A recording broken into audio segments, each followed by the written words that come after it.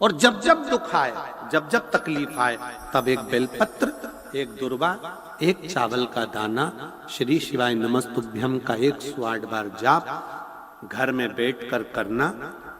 हाथ में एक बेलपत्र, एक दुर्वा, एक चावल का दाना रखकर अपने दिल से 108 बार श्री शिवाय नमस्तुभ्यम घर में बोलो।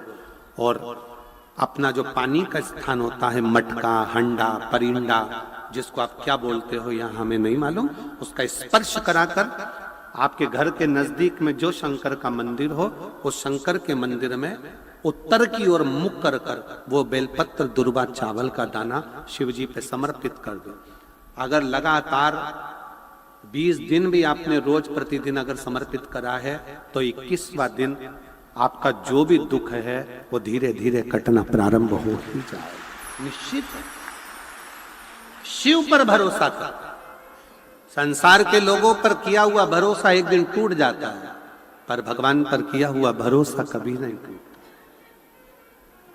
अर्चना पर शिवलिंग के लिए कहा गया है शिव पुराण में कि हाथ की हथेली पर शिवलिंग को रखकर देखना। आपका हाथ हथेली पर रखकर देखना, इस अंगूठे को खड़ा करना, बस इससे बड़ा शिवलिंग घर के अंदर ना हो। इससे जितने छोटा छोटा छोटा छोटा छोटा होगा वो आपके लिए श्रेष्ठ है। जितना बड़ा शिवलिंग होता है उसको उतनी पूजन की जरूरत पड़ती है। जितना छोटा होता है, आप उसको कहीं जा रहे हो 6 महीने के लिए, 4 महीने के लिए, 15 दिन के लिए, 7 दिन रजस्वला धर्म के हो गए, कहीं जाना पड़ गया, घर में पूजन कौन करेगा? तो जो शिवलिंग है तुम्हारा छोटे से छोटा, उस पर एक चावल, एक बेलपत्री रखकर चले जाओ। बाकी का कुछ मत करो, आप बस वो रखकर चले जाओ। फिर 6 साल, 10 साल, 15 साल बाद भी अगर आप आओगे तो शंकर कभी बद्दुआ नहीं देंगे, शंकर दुआ ही देंगे। आपको लग रहा है कि 2 दिन के अंदर मेरा रजो धर्म आएगा, मैं रजस्वला हो जाऊंगी, मेरे मंदिर में पूजन कौन करेगा, शंकर जी को जल कौन चढ़ाएगा, शंकर जी की आराधना कौन करेगा? मैं जा रही हूं यहां से दूसरी जगह पर, 3-4 महीने में आऊंगी, घर में बहू अगर पूजन नहीं करेगी तो मेरे शंकर जी का क्या होगा? तुम्हारे घर में छोटा सा शंकर का शिवलिंग है तो उस पर एक चावल का दाना और एक बेलपत्री चढ़ाकर चले जाओ। फिर कोई हाथ भी ना लगाए चलेगा, कोई नहलाए तो ठीक, नी नहलाए तो ठीक, पूजन करे तो ठीक, नी करे तो ठीक, दिया जलाए तो ठीक, अगरबत्ती लगाए तो ठीक, नी लगाए तो ठीक, वो कभी बद्दुआ नहीं देता। शंकर घर का बाप है, वो हमेशा दुआ ही देता। शिवलिंग में भेद नहीं।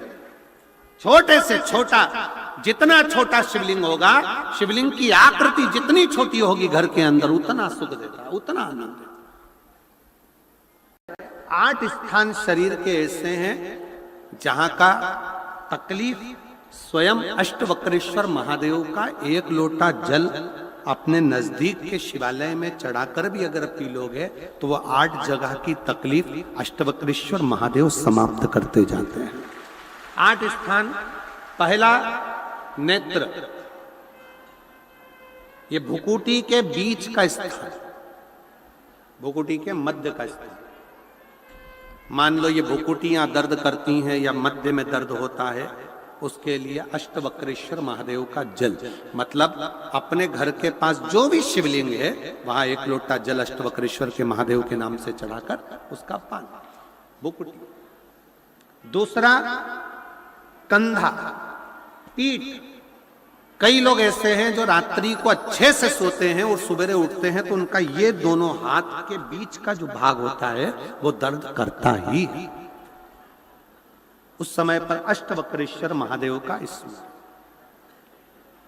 अष्टवक्रेश्वर महादेव का जल, उसका पान।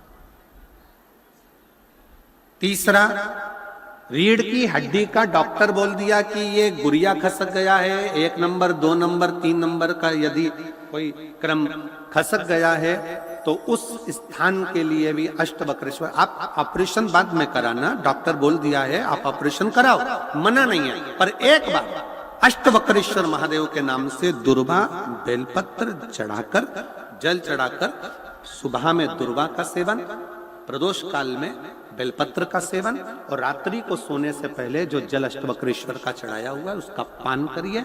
आपकी रीढ़ की हड्डी का कैसा भी क्रम होगा वो ठीक होना प्रारंभ हो जाएगा। अष्टवक्रेश्वर।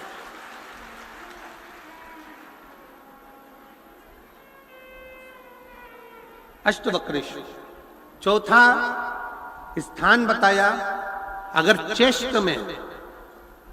चेस्ट में कोई तकलीफ आती है, चेस्ट में गांठ हो जाए या चेस्ट में कोई प्रॉब्लम खड़ी हो जाए, तो उसके लिए भी अष्टवक्रेश्वर महादेव का स्मरण किया जाता है। 2 छोटे छोटे पात्र में जल लिया जाता है, दोनों पात्र का जल एक साथ शिव पर छोड़ा जाता है। चेस्ट के लिए दोनों पात्र का जल छोड़ा जाता है और उस जल का पान नंदी के पास बैठकर किया जाता है अष्टवक्रेश्वर नाम से।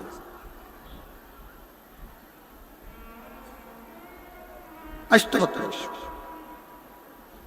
फिर क्रम आया, अगला जो वर्णन आया है, डॉक्टर बोले घुटना बदलना है, घुटने का गैप आ गया है, ग्रीस खत्म हो गया है, दर्द हो रहा है, उसके लिए भी अष्टवक्रेश्वर महादेव का स्मरण करें। घृत का लेपन अष्टवक्रेश्वर महादेव के नाम से शिव जी पर, उस घृत को लेकर आना है।